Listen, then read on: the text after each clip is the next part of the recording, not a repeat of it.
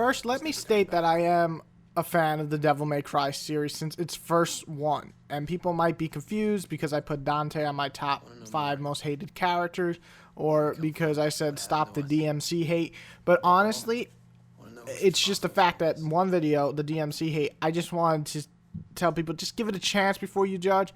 And on the other video, the top 5 characters, well, every character I listed in that video I absolutely hate, and that hasn't changed. But at the same time, I really enjoyed those games, like Final Fantasy X, like Devil May Cry, and so on. Anyway, let's start. And this is what I want. I'm going to give you a little background for me before we get into the review.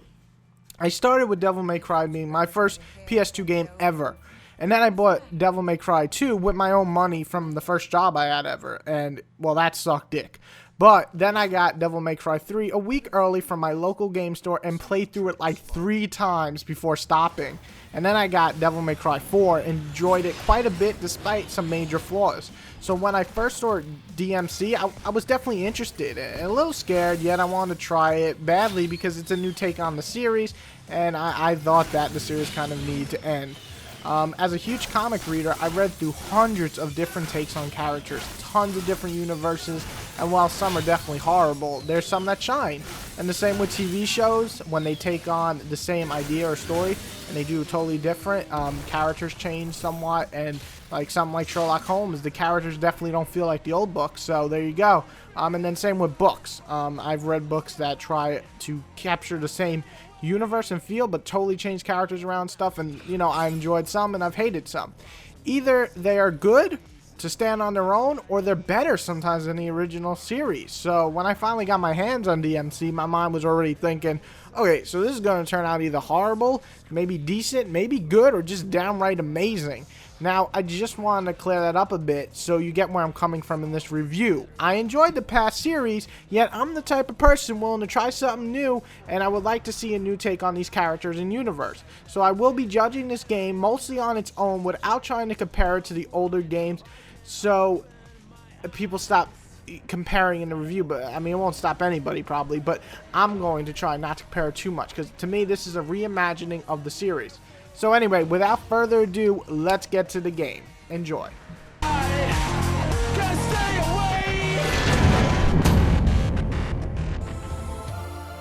Let's go. It's the Whitey Show. Whitey Show. Whitey Show. Whitey Show. Whitey Show.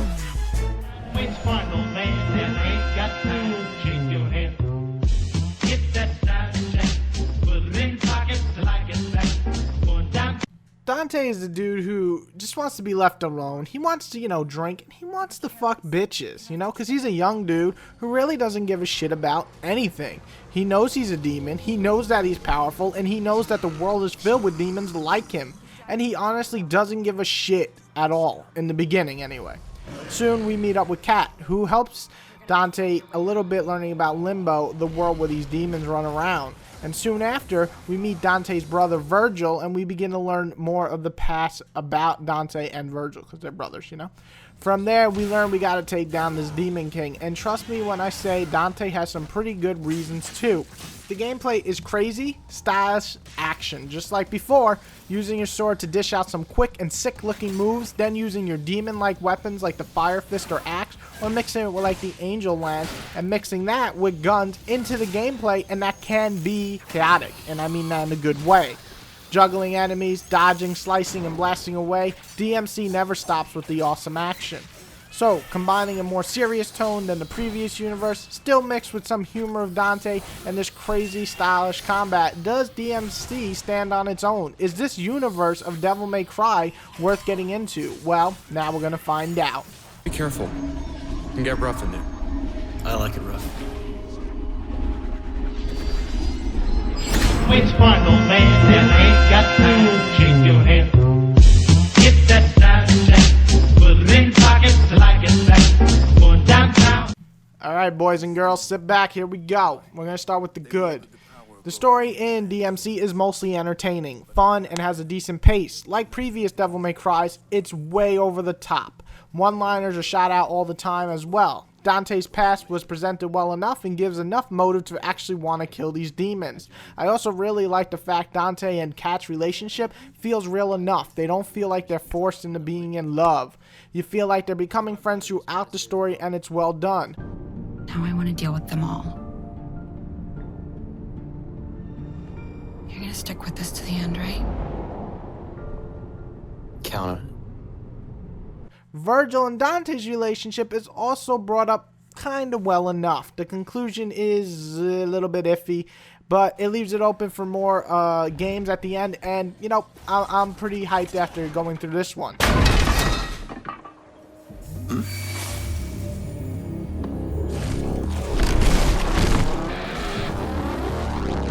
Not in a million years.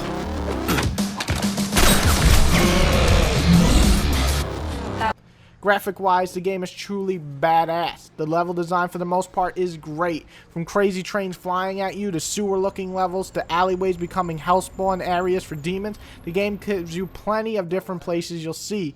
I also like Kat's design, I like Dante's design, and most of the demons' designs. I disliked Virgil's new design, but besides that, I honestly really dig the new art style.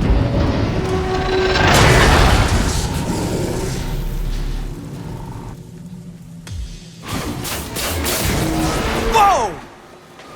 Combat works well. It's by far Ninja Theory's best attempt in combat. While I personally enjoyed Heavenly Swords combat, it was heavy on cinematic approach and not so much on the combos. Whereas Enslaved tried even more of a cinematic approach and even less on the combos, Ninja Theory finally seems to have combined their slick looking cinematic style into the actual gameplay. You still have your sword and gun gameplay, obviously.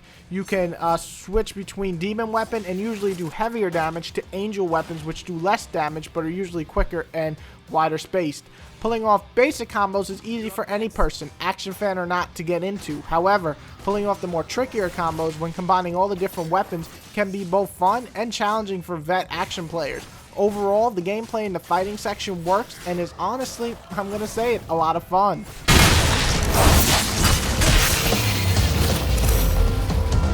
Whereas the platforming, while not perfect, is actually done pretty well, which is a surprise because action games really never do that for me.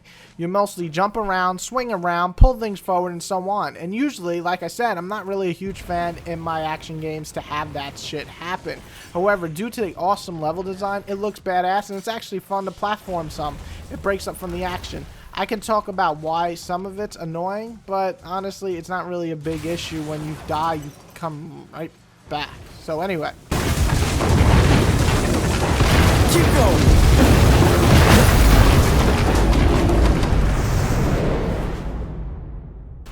Okay, so that covers the good. Let's talk about the bad. Two things that spring to mind that could have easily been fixed. One is that, and this is almost in the ugly section, is that the baddies who are color-coded are just goddamn annoying to fight. And not because they're hard, they're really not at all.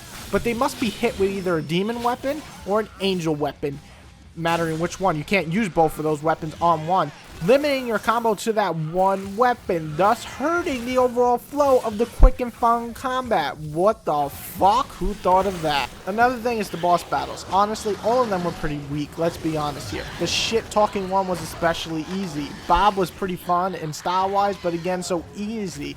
Honestly, I gotta say it, I had more trouble facing some of the regular enemies than the bosses. Then again, some of the bosses in action games are just downright cheap and fucking annoying, so at least I didn't get that, right?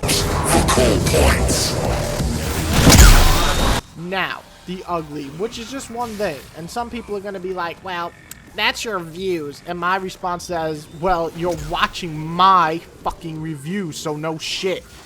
It's going to be the music. It's fucking loud. It's annoying, it's obnoxious, and I can't stand it for the most part.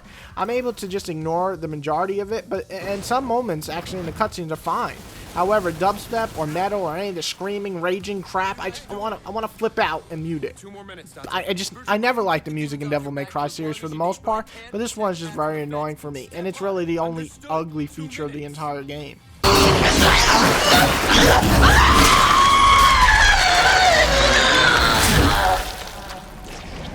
think you're all mixed up.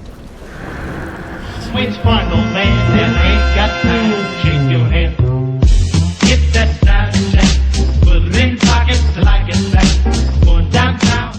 And we come to the verdict. After all the fighting, after all the bitching, after all the wars the internet started on this game, I finally sat down and just played through DmC, and I'm here to give you my final views on DmC. Is this game bad by any means? No. Is this game amazing, top notch, best action game of the generation? Yes.